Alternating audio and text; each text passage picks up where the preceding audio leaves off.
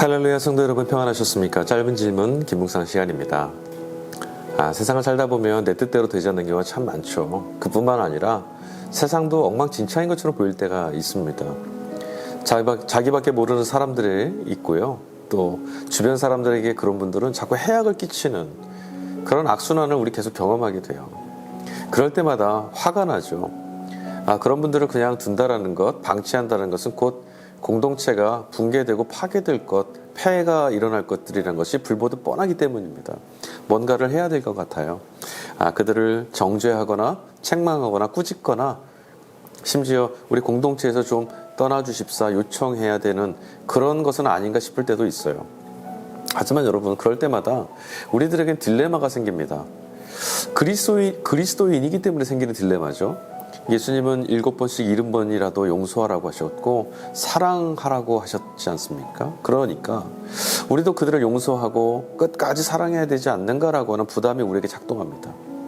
실제로 그렇게 반응하지 못했을 때 용서하지 못하고 용납하지 못해서 욱하고 올라오는, 또는 우리 공동체를 지키기 위해서 했던 무엇 때문에 당신들은 어떻게 세상과 똑같은가? 어떻게 그렇게 사랑이 없는가? 어떻게 그렇게 용납하지 못하는가? 책망을 들을 때도 있어요.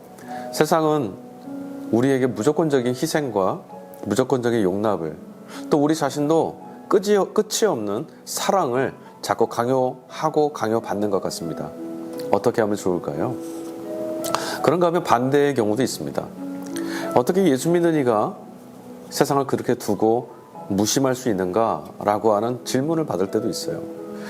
불의와 부정이, 올바르지 않은 것들이 득세하고 있고, 그래서 모든 것들을 엉망진창으로 만들고 있는데 어떻게 방관할 수 있느냐. 하나님의 나라가 있음을 믿는 사람들이, 하나님을 믿는 이들이 어떻게 불의 앞에 그렇게 무심할 수가 있느냐라고 힐난하는 경우도 있습니다.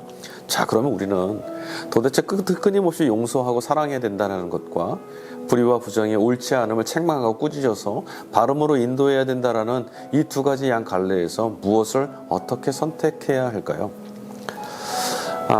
우리의 선택, 어떤 것이 되든지, 여러분, 과연 우리가 이것은, 나의 선택은 하나님의 뜻을 따라서, 하나님의 어떤 마음을 따라서, 하나님의 뜻, 원하시는 바를 따라서 내가 선택한 것이다라고 장담할 수 있을까요? 주님이 어떤 기준으로 어떻게 행하시고 사람을 대하셨는지 우리가 좀 살펴볼 필요가 있습니다. 여러분 아시다시피 예수님께서는 자신의 목숨을 노리고 있는 이들조차 끝까지 용납하셨죠. 십자가에 달려 죽으시는 마지막 순간까지 저들이 알지 못하고 하는 죄인이 용서해달라고 하나님께 탄원하셨습니다. 그러나 이와 달리 예수님께서 분노하시고 책망하시고 사람을 포기하시는 것과 같은 그런 대목들이 복음서에 군데 몇 군데 소개되고 있어요. 몇 구절들이 있죠. 자, 예수님께서 성전을 정화하시기 위해서 예루살렘에 들어오셔서 성전에 들어가 환전상들의 상을 뒤엎고 채찍질을 하며 분노하셨던 대목이 있습니다. 또 마가복음 3장 29절에 가보면 성령을 회방하는 죄 같은 경우는 영원히 죄사함을 받지 못할 것이다. 온전하게 완전하게 영원토록 내버리신 것처럼, 소외시킨 것처럼 이렇게 보이는 대목도 있어요. 근데 여러분, 이런 것들은, 이런 부분들은 우리가 좀 오해하는 경향이 있어요. 사실 성령은 어떤 분이십니까? 하나님의 구원을 이루어 가시는 분이시고, 예수 그리스도의 영으로 우리 안에서 우리의 영혼을 부드럽고 연하게 만들어서 하나님 말씀을 잘 듣고 응답할 수 있도록 감동 주시는 분이거든요. 그러니까 하나님의 구원의 역사를 거절하지 않고 응답하게 만드시는 분인데, 성령을 회방한다는 것은 하나님의 구원 사역을, 하나님의 구원의 방법을 거절한다는 거예요. 그러니까 이것은 하나님이 우리를 영원히 죄사함에서부터 버리시는 것이 아니라 우리 스스로 하나님의 구원을 거절하는 것이죠. 이거 당연한 결과인 거예요. 그것을 말하는 거죠. 결국 여러분, 예수님께서 분노하셨다라는 대목 같은 경우는요, 하나님의 구원을 거부하고 하나님 나라를 가로막고 응답하지 않을 때, 그때뿐이에요. 그리고 그러야 하도록 다른 사람들, 다른 영혼들의 걸음을 못 가게 막는 것, 하나님의 구원이 옳지 않다라고 선동하고 가로막는 이 일들, 주님 분노하셨어요. 하나님이 하나님으로 인정받지 못하게, 하나님의 구원이시라는 것이 드러나지 못하도록 가로막는 일을 예수님은 용납하지 않으셨죠.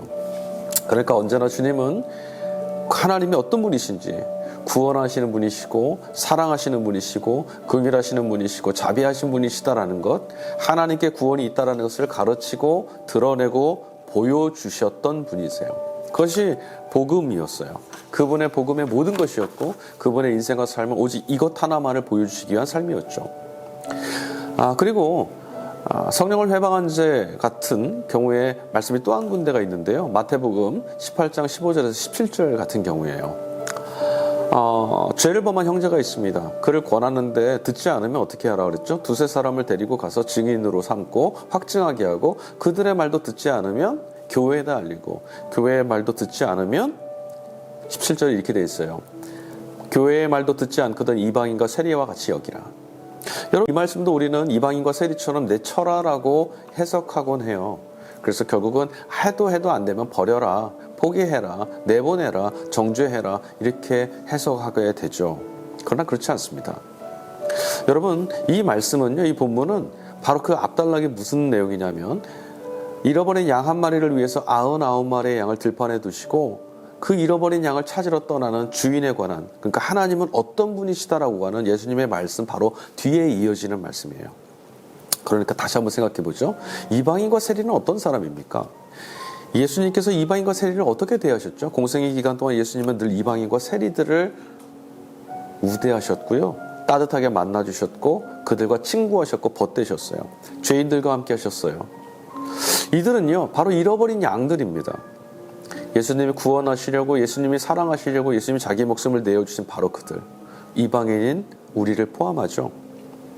잃어버린 그 양 한 마리, 이방인을 대하듯이 세리를 대하듯이 하라는 말은 예수님처럼 끊임없이 용납하고 사랑해 주라라고 하는 거예요. 우리의 공동체 멤버십은 아니더라도 그들이 알지 못하고 우리의 멤버십 되는 걸 거절하고 있지만 예수님처럼 그들을 용납하고 사랑하라는 거죠. 자, 이제 정리 좀 해볼까요? 우리는 쉽게 사랑과 정의에 대해서 오해를 하곤 해요. 사랑과 정의는 반대의 개념이라고 생각하거든요. 그래서 심판과 용서는 양립될 수 없다고 생각하죠. 근데 여러분, 정의라는 것을 가운데를 탁 짜게서 보면은 그 안에는 무엇이 차 있냐면 사랑이 가득 충만하게 채워져 있어야 돼요. 사랑이 그 안에 채워져 있지 않은 정의라는 것은 선동과 폭력이 될 뿐이에요.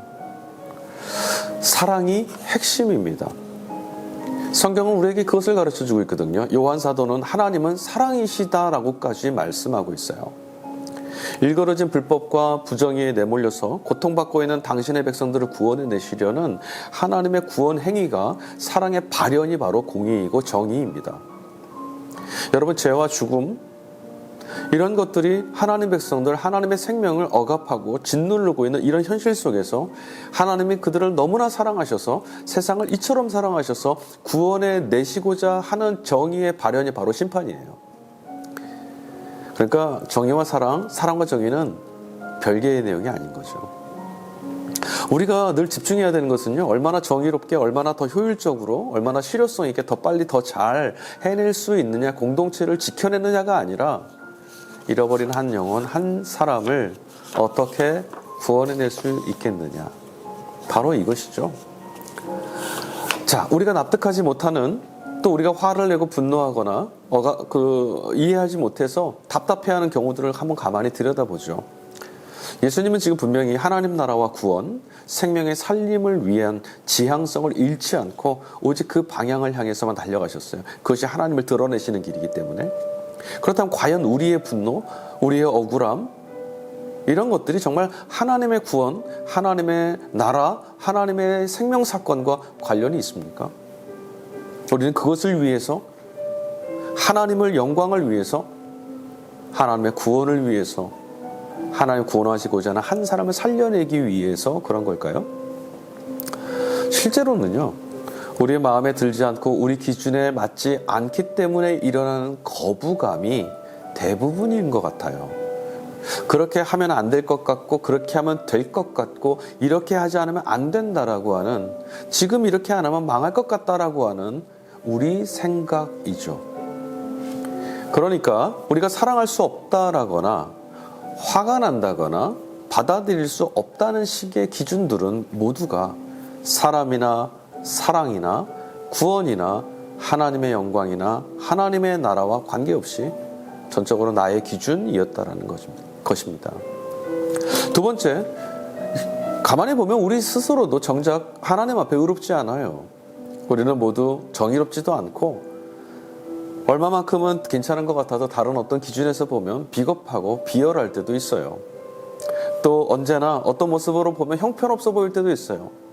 그 고대인들의 벽화인 알타미라 벽화 같은 데 가보면 이런 글이 써 있었다고 합니다. 사실인지는 모르겠지만 그 수만 년 전에 쓰였던 그 벽화에 뭐라 써 있냐면 요즘 것들은 참 버장머리가 없어. 우리들의 모습은 늘 이렇게 불안했고 부족하거든요. 그런데도 유독 내 밖에 있는 불의함, 내 밖에 있는 서투름, 어긋남, 다름 이런 것도 우리는 용납하지 못합니다. 왜 그럴까요? 여러분, 성경은 이것을 우리의 본성 때문이다라고 말합니다. 우리는 다름을 용납하거나 견디지 못합니다. 굉장히 미숙해요. 나와 다르다라는 것이 불편한 이유가 뭔지 아십니까? 나와 다른 그 사람, 나와 다른 어떤 일, 어떤 상황, 이것들이 결국 우리로 하여금 무엇을 보게 만드냐면 그것과 같지 않은 나 자신을 드러내고 고발하고 있기 때문이에요. 그게 불편한 거죠. 내가 그런 다른 존재라는 것이. 그래서 늘 우리 안에서는 똑같아지고 싶어하는, 동질화시키려고 하는 본성이 작동해요. 너와 내가 같아지려고 하는 거죠. 그래서 우리가요, 다른 사람이 하는 수준과 나도 그 정도 수준은 해야 되지 않겠는가라고 생각하게 되고요. 그 사람이 뭔가를 가지면 나도 좀 그 정도는 가져야 되지 않겠는가 생각하고, 아파트가 어떤 사람이 좋은 아파트에 살게 되면 나도 저 정도 살아야 되지 않겠는가 생각합니다.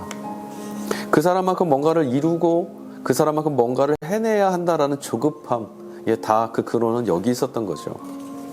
심지어는요, 우리들의 이 조급함, 동일화하고 싶은, 다르고 싶지 않은 마음이 어디까지 닿았냐면 창세기 말씀을 보니 하나님처럼 하나님 같이 되고 싶어서 선악과도 따먹었다 그래요. 죄가 거기서부터 왔죠? 그것이 죄입니다. 그래서 상대를 나와 같게 만들고 싶다라고 하는 본성에 이끌리는 우리들의 그 방식은 뭐냐면 억압 그리고 폭력이 드러나게 돼요. 상대를 억압하고 상대에게 힘을 다하고 권위로 상대를 이렇게 눌러서 나와 똑같은 수준으로 낮추려고 하죠. 우리가 우리 자신을 높일 만한 능력이 없으니까 오히려 상대를 낮추는 거예요. 내 수준으로 가두는 거죠.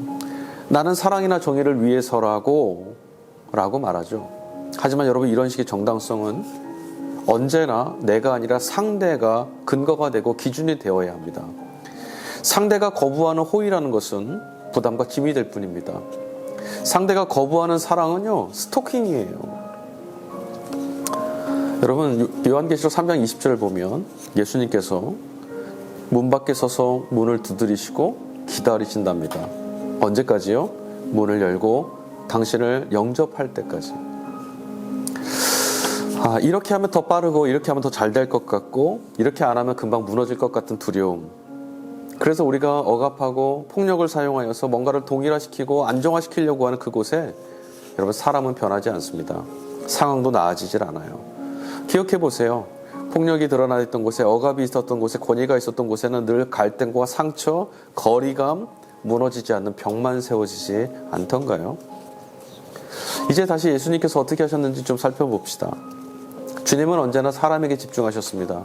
주님이 사람에게 집중하셨던 이유는 하나님이 사람을 사랑하셨기 때문이에요. 하나님은 세상을 이처럼 사랑하셨대요. 그 세상 안에는 바로 우리 모두가 담겨 있습니다. 그래서 예수님께서는 일에 관심이 없으셨어요. 공동체를 만드는 일도 관심 없으셨습니다. 예수님은 교회도 만들지 않으셨어요. 얼마나 얼마나 잘 무엇인가를 해내는 거 예수님의 관심사 아닙니다. 예수님의 관심사는 잃어버린 한 영혼, 죄인과 세리 하나님께로 돌아오는 것, 하나님의 사랑을 실감하는 것, 하나님이 어떤 자비로우신 분이신지를 깨닫고 그 기쁨 안에 살아가게 하시는 것, 이것이었어요. 언제나 예수님은 하나님은 사랑하신다, 하나님은 구원하신다라는 것을 메시지로 전하시기 위해서 당신의 인생 전체를 메시지로 던지셨어요. 여러분, 우리가 보았을 때는 그럴 수 없고 또는 그럴 리가 없고 망한 것 같고 억울하고 화가 날 때도 있습니다. 그러나 여러분, 기독교 신앙의 정체성은 하나님께 있지 않습니까? 누가복음 18장에 가보면 예수님께서 부자가 천국에 들어가는 것은 낙타가 바늘길을 통과하는 것보다 어렵다라고 하시는 말씀이 대복에 나와요. 그때 제자들이 예수님께 그렇게 반문하죠. 그런 식이라면 천국 갈 사람이 어디 있겠습니까? 그때 예수님이 27절에 이렇게 말씀하십니다. 사람으로서는 할 수 없으나 하나님으로서는 하실 수 있느니라. 여러분, 우리는 이것을 믿고 있어요. 아니, 이런 하나님을 믿고 있지 않습니까? 없는 것을 있도록 창조하시고 죽은 자를 살아있는 자로 불러내시는 하나님. 우리의 경험상에 불가능하다고 말하는 우리의 모든 것들이 지식이 안 된다고 말하는 그곳에서 그러나 하나님으로서는 하실 수 있느니라. 어디까지 하나님은 하실 수 있을까요? 또 어디까지는 하나님이 하실 수 없다라고 우리는 생각하죠? 조급함, 강요에 내몰리면 폭력이 되고 나도 망가지고 타자도 망가집니다. 우리에게는 모든 것을 하실 수 있는 하나님이 계세요. 그래서 모든 사람이 다 귀한 거고 모든 상황이 다 괜찮은 겁니다. 지금은 엉망인 시간이 아니라 망가지는 시간이 아니라 하나님의 구원이 임하는 은혜의 시간인 거죠. 기독교 신앙을 가진다는 것은 더 잘해보고 더 온전해지고 더 나은 사람 되고 더 좋은 공동체를 만들고 더 좋은 세상으로 변화시키자는 것이 아닙니다. 다함이 없고 온전한 하나님의 사랑을 경험하는 것, 하나님의 나라가 이곳에 임하였다라는 것, 하나님의 구원이 우리를 살려내신다는 사실을 경험하는 거죠. 그 경이로움 안에 그 풍성한 사랑을 실감하는 것 안에서 비로소 우리는 삶을 건져내고 사람을 살려내고 세상을 바꾸는 구원의 하나님을 목격하게 됩니다. 여러분, 하나님은 사랑이십니다. 그리고 하나님은 구원하십니다. 우리로서는 할 수 없는 그 방법, 그것이 바로 하나님 나라의 방식입니다. 예수님이 십자가에 달려 죽으신 것, 미련하고 어리석은 것이다라고 유대인과 헬라인들이 조롱했지만 구원을 받은 우리에게는 그것이 그 십자가가 바로 능력이 아니었습니까? 이것이 바로 하나님은 하실 수 있느니라라고 하는 이 믿음의 고백이 바로 저와 여러분의 신앙입니다. 하나님은 하실 수 있습니다. 다음 시간에 다시 뵙도록 하겠습니다. 감사합니다.